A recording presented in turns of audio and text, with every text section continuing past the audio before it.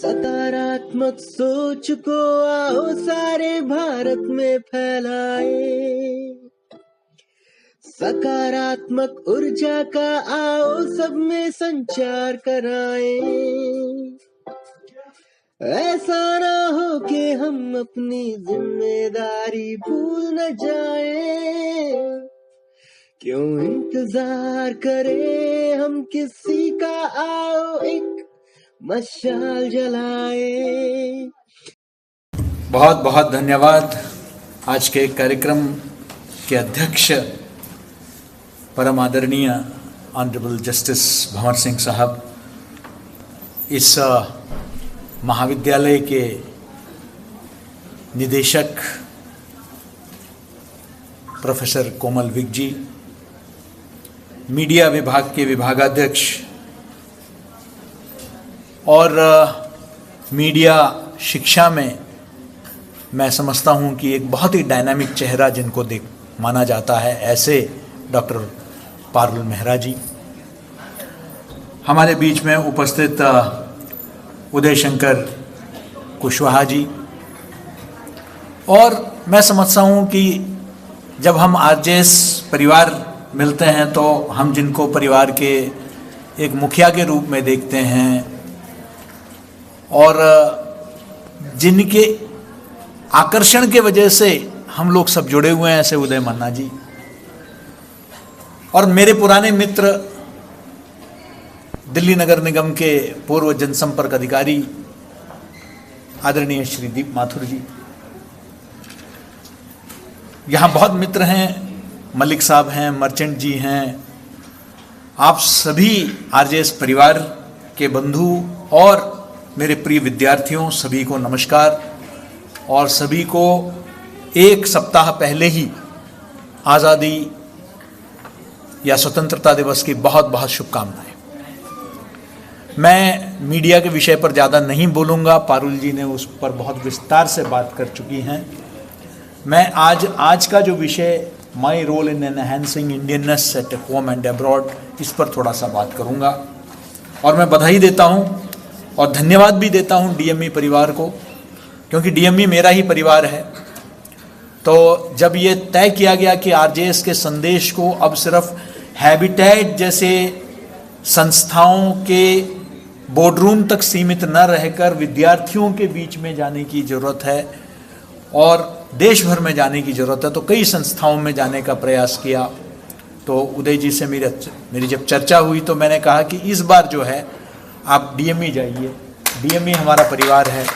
तो मैं धन्यवाद देता हूं जस्टिस भंवर सिंह जी को, कोमल जी को और पारुल जी को कि आपने जो है उनको स्वागत किया और बहुत ही बढ़िया एक कार्यक्रम जो है यहाँ आयोजित हुआ। और इस बहाने इस बैच के, नए बैच के आप लोगों से मैं अलग से भी मिलूँगा। पारुल जी, वो तो मौका तो मुझे मिलता ही है हर साल, हर बैच के बच्चों से मिलने का। That I will be coming separately to meet you and interact with you on media related issues. But today, let us talk about the topic of the day. ये राष्ट्रीयता, ये नेशनलिज्म, ये पेट्रियोटिज्म, ये है क्या चीज़? इंडियननेस है क्या चीज़? मुझसे अगर पूछेंगे तो इंडियननेस एक अनुभूति है, एक फीलिंग है।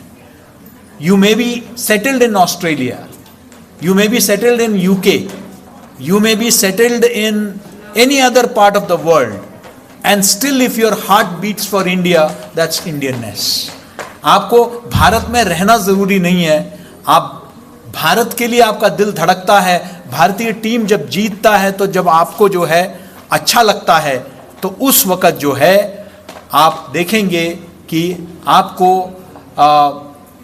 भारतीयता जो है आपके अंदर वो फीलिंग आती है।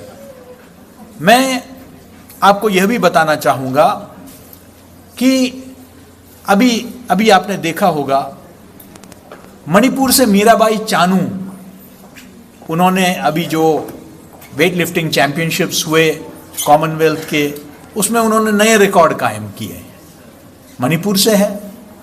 याद रखें, उत्तर पूर्व के हमारे विद्यार्थी और बच्चों को कई बार अज्ञानतावश हमारे तथाकथित हम जो पढ़े लिखे लोग भी कुछ अपशब्दों का प्रयोग करते हैं उनके लिए जो उत्तर पूर्व से आते हैं। लेकिन हम सबको गौरवान्वित महसूस हुआ जब उन्होंने मेडल जीता, और उसके बाद उनको एक रेस्तरां में, भारतीय रेस्तरां में उनको सम्मानित किया गया। तो उनको एक मग उनको तोहफे के रूप में उनको प्रस्तुत किया गया, एक स्मृति चिन्ह के रूप में। वो मैप ठीक से बना नहीं था, तो उन्होंने उसमें पूछा कि मेरा उत्तर पूर्व कहां है इसमें, where is my north east, the entire north east is missing from this map, she said. वो भारतीयता है। जब उनके अंदर ये दर्द हुआ कि आपने भारत का मानचित्र तो मुझे दे दिया तोहफे में, लेकिन मेरा अपना मणिपुर, मेरा अपना उत्तर पूर्व उसमें नहीं है, ये भारतीयता है। भारतीयता क्या सिर्फ जय हिंद और भारत माता की जय के नारे लगाना है? नहीं। भारतीयता क्या सिर्फ राष्ट्रीय गान और राष्ट्रगीत पर जो है खड़े रहना है? नहीं। राष्ट्रीयता क्या सिर्फ सरहदों पे जाके लड़ना या फौजियों का समर्थन करना है? नहीं। भारतीयता क्या सिर्फ क्रिकेट या किसी और खेल में हमारे खिलाड़ी जीतते हैं तो उनको जो है हम बधाई देते हैं, हम खुश होते हैं, आतिशबाजियां करते हैं भारत जब वर्ल्ड कप जीतता है या पड़ोसी मुल्क को परास्त करता है, तो वो क्या भारतीयता है? सिर्फ वो भी भारतीयता है, लेकिन वह सिर्फ भारतीयता नहीं है। भारतीयता तब है जब आप अपना नागरिक का कर्तव्य पूर्ति करते हैं। मेरी जिम्मेदारी क्या है मेरे देश और समाज के प्रति, वह है भारतीयता। भारतीयता सिर्फ तिरंगे को जो है फहराना नहीं है। भारतीयता अपने जिम्मेदारियों को समझना है कि एक नागरिक के रूप में क्या मैं मतदान करने जाता हूं या नहीं। मेरे इर्द गिर्द जब कूड़ा होता है तो क्या मैं इंतजार करता हूं कि म्युनिसिपैलिटी वाली आए और मेरे घर का कूड़ा भी वो ही साफ करें? भारतीयता वो है। भारतीयता वो है जब एक भारतीय को मैं दुख में देखता हूं, दर्द में देखता हूं, मेरा प्रयास होना चाहिए कि मैं उसे कैसे मदद करूं। वो भारतीयता है। तो इस भारतीयता को आपको समझना होगा। भारतीयता एक सतही अनुभव नहीं है। It is not a superficial feeling. It has to be whenever you see another Indian in trouble, your heart should feel that no, let me do something. जब सर्दियों के मौसम में पुल के नीचे सिकुड़ के, एक बगैर कंबल के, जब कई लोग, बेघर लोग सड़कों में, दिल्ली के सड़कों में आपको दिखाई देते हैं और आप अपने कार में निकल रहे हैं, अगर आपके मन में उनके लिए पीड़ा नहीं होती तो मैं समझता हूं कि आप भारतीय नहीं हैं। सॉरी, मैं थोड़ा सा बोल रहा हूं, मुझे बोलना पड़ा। आपका प्रयास होना चाहिए कि मैं किसी, अगर खुद नहीं कर सकता तो कम से कम मैं किसी स्वयंसेवी संस्था से बताऊं कि वहां प्लीज वो लोग जो है परेशान हैं, उनके लिए कुछ करिए, उनको मैं प्रेरित करूं। मेरे घर में अगर मेरे उपयोग किए हुए कपड़े हैं तो ये नहीं कि उन कपड़ों को, पुराने कपड़ों को देकर 2 और स्टील के बर्तन ले लूं मैं, ये नहीं। क्या वो कपड़े उन लोगों को जिनको अपना तन ढकने के लिए कपड़े नहीं है, मैं उन तक पहुंचा सकता हूं या नहीं? मेरे घर में मैं अपने खाने को वेस्ट करता हूं, जहां जरूरत नहीं है। पार्टियों में जाते हैं, प्लेट भर के लेते हैं और उसको ऐसे के ऐसे ही एक रोटी या आधा एक निवाला लेकर उसको फेंक देते हैं। कई हजारों लोग पेट भर के खाना नहीं मिलता है उनको। क्या उनके लिए मैं सोचता हूं? क्या पानी को, टैंकी से निकल रही है पानी, कई जगह से नल से निकल रहे हैं, कोई उस तरफ देखता नहीं है। क्या मेरे मन में उठता है कि ये नल को मैं तुरंत बंद कर दूं? सड़क में चलते हुए कभी कोई टहनी गिरा होता है तो कभी बड़े पत्थर गिरे होते हैं। क्या मैं कोशिश करता हूं कि मैं थोड़ा सा जो है उसको साइड में करूं ताकि जो दूसरे गाड़ी लेकर आ रहे हैं, बच्चे जो वहां से चल के जाएंगे, उनको कोई कठिनाई ना हो? अरे छोड़िए, शहर में जब मैं अपनी गाड़ी को पार्किंग करता हूं तो इतना तो मन में सोच लो कि दूसरे भी पार्किंग करने वाले हैं। रात को जो है मोहल्लों में झगड़ा होता है, आज दिल्ली के हर मोहल्ले में। इतना ही सोच लें कि रात को कोई भी इमरजेंसी आ जाए, किसी बुजुर्ग व्यक्ति को किसी को अगर अस्पताल ले जाना पड़े, किसी को सवेरे का फ्लाइट लेना है, एयरपोर्ट के लिए ट्रेन पकड़नी है सुबह का, उनको गाड़ी निकालने में दिक्कत ना हो मेरे गाड़ी के लगाने के वजह से, इतनी सोच है क्या मेरे अंदर, दूसरों के लिए थोड़ा भी संवेदना हो अगर हम पैदा कर लेते हैं तो वो भारतीयता है। इसलिए भारतीयता को हमें परिभाषित करना होगा। What is Indianness? Indianness is not just wearing your patriotism on your sleeves, कि मैंने दुनिया को दिखाने के लिए मैंने यहां एक तिरंगा लगा दिया उस दिन, और उसके बाद जो है मैंने कह दिया कि अरे आप क्या जानते हो, आप अरुणाचल प्रदेश जाएंगे, वहां कोई धार्मिक नारा नहीं देते हैं जब एक दूसरे को मिलते हैं, तो सुबह एक दूसरे को जब भी मिलते हैं, वो रास्ते में लद्दाख में जाएंगे, आप अरुणाचल प्रदेश में जाएंगे, तो वहां के लोग एक दूसरे को जो है वो कहते हैं कि जय हिंद। दे ग्रीट ईच अदर, जय हिंद। न नमस्कार, न सलाम अलैकुम, न सत श्री अकाल, जय हिंद। इस तरीके से एक दूसरे को वो ग्रीट करते हैं। हमें उनसे सीखना है। छोटे छोटे बच्चे जब आर्मी की ट्रक जाती है तो खुद ब खुद, कोई बोल के नहीं दे रहा है उनको, छोटे से बच्चे जिसको हम कहते हैं स्ट्रीट अर्चिन्स, वो खड़े हो जाते हैं और यूं सैल्यूट मारते हैं।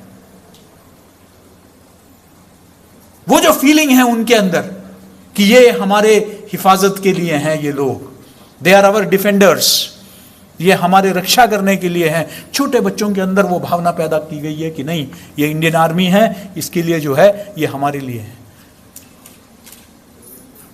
ये जो फीलिंग है, ये आपको, इसी फीलिंग को कहते हैं कि नेशनलिज्म, इसी फीलिंग को इंडियननेस कहते हैं।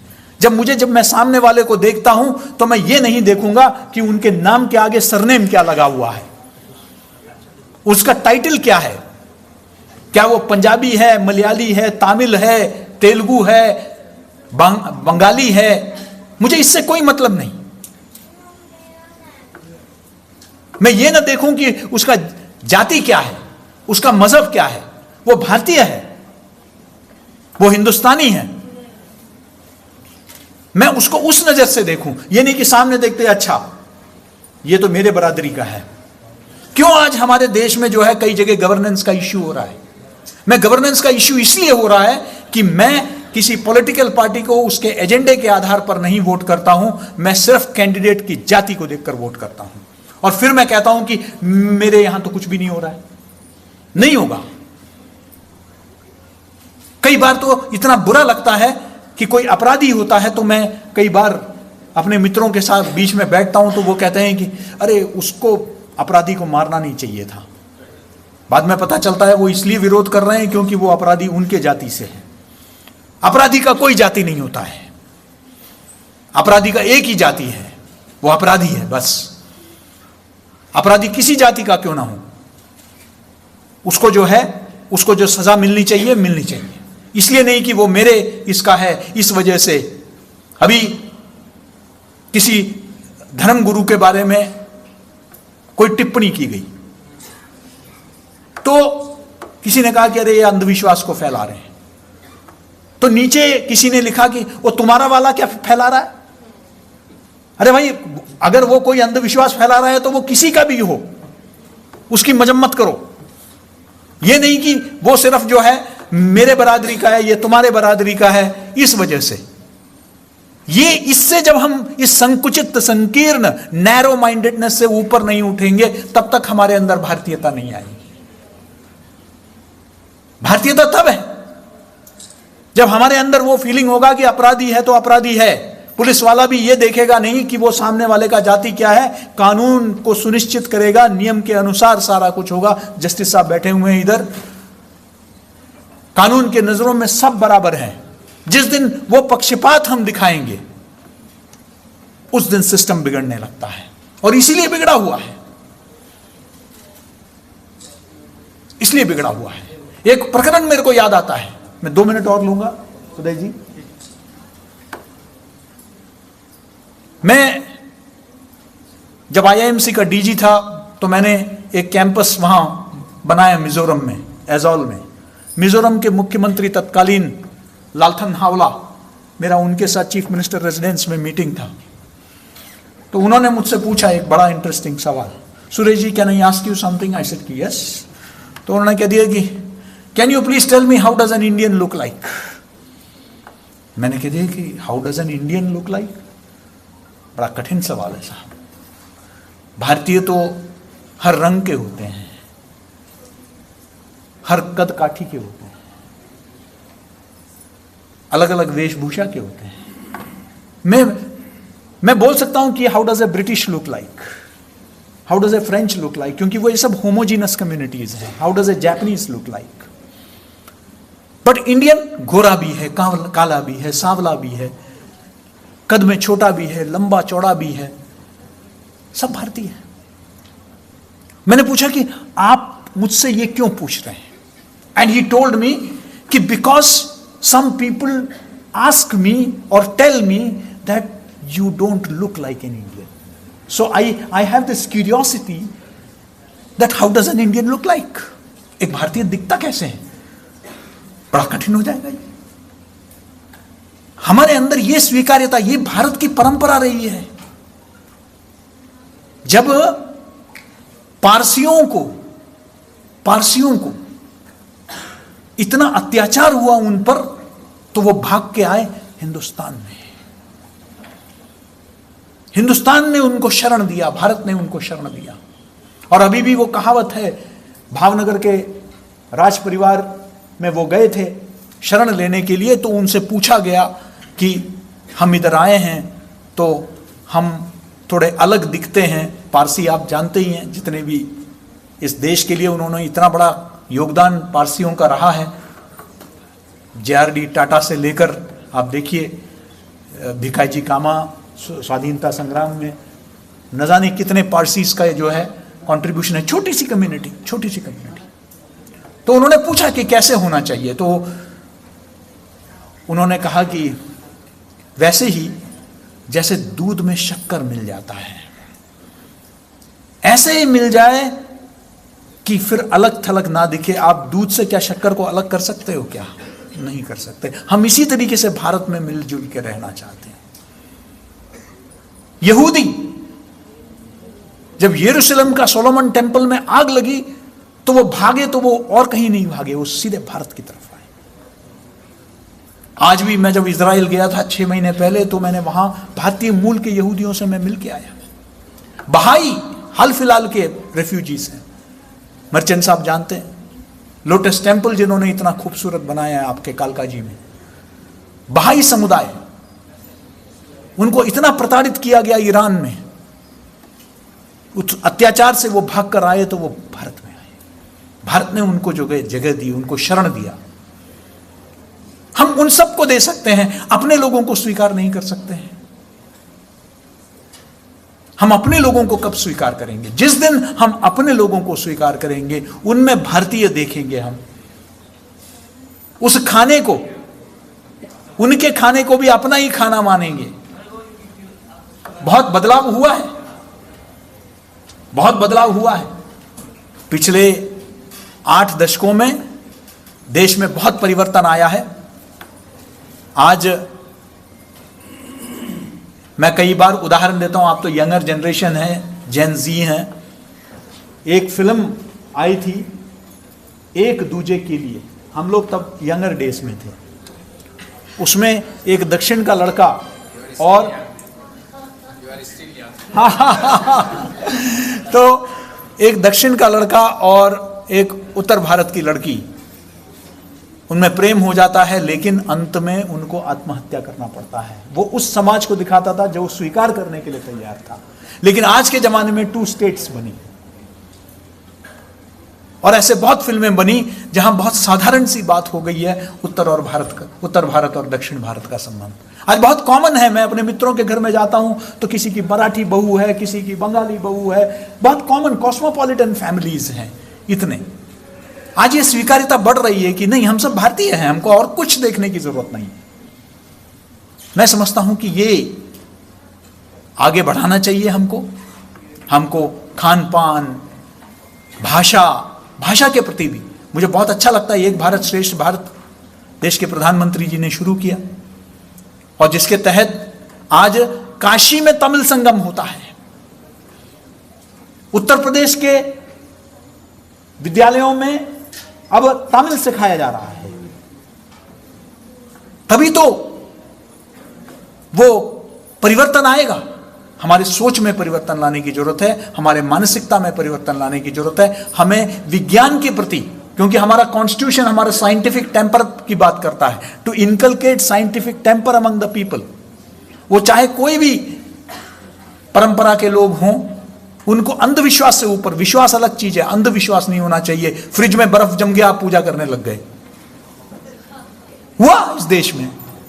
आप लोग यंगर जनरेशन है, आपको उसके बारे में जागरूकता पैदा करने की जरूरत है। आप सोशल मीडिया में हैं, सोशल मीडिया को एक सकारात्मक माध्यम बनाइए, उसके माध्यम से समाज में एकता लाने का प्रयास करिए। बहुत जहर सोशल मीडिया के माध्यम से भी फैलाया जा रहा है, बहुत कट्टरपन फैलाया जा रहा है, बहुत नफरत फैलाया जा रहा है एक दूसरे के प्रति, जातिगत आधार पर, भाषाई आधार पर। मैं समझता हूं हम सबको इन सब से ऊपर उठना चाहिए। हम भारतीय हैं और हमारे अंदर कश्मीर से कन्याकुमारी तक और अटक से कटक तक हमारी एकता है। इस एकता को जो है और मजबूत करना है। और हम क्या कर सकते हैं, आइए हम सब इस 15 अगस्त को, इस पावन अवसर पर हम संकल्प लें। और मुझे खुशी है, मैं उदय मन्ना जी को, आरजेएस परिवार को, पीबीएच परिवार को मैं बधाई देना चाहता हूं कि सकारात्मकता की हम बात करते हैं, सकारात्मक मीडिया की बात करते हैं, तो सकारात्मक राष्ट्रीयता की भी आवश्यकता है। वो राष्ट्रीयता किसी के प्रति नफरत पैदा करने के लिए नहीं है। वो राष्ट्रीयता अपने आप में, अपने देश पर, अपने समाज पर, अपनी भाषाओं पर, अपनी खान पान पर, हमारे संस्कृति पर, हमारे लोक संस्कृति पर हम कितना गर्व कर सकते हैं और उसको कैसे हम बढ़ा सकते हैं, इसको लेकर होना चाहिए। आपने मुझे आमंत्रित किया, आपने मुझे सुना, बहुत बहुत धन्यवाद। जय हिंद, जय भारत। Thank you sir.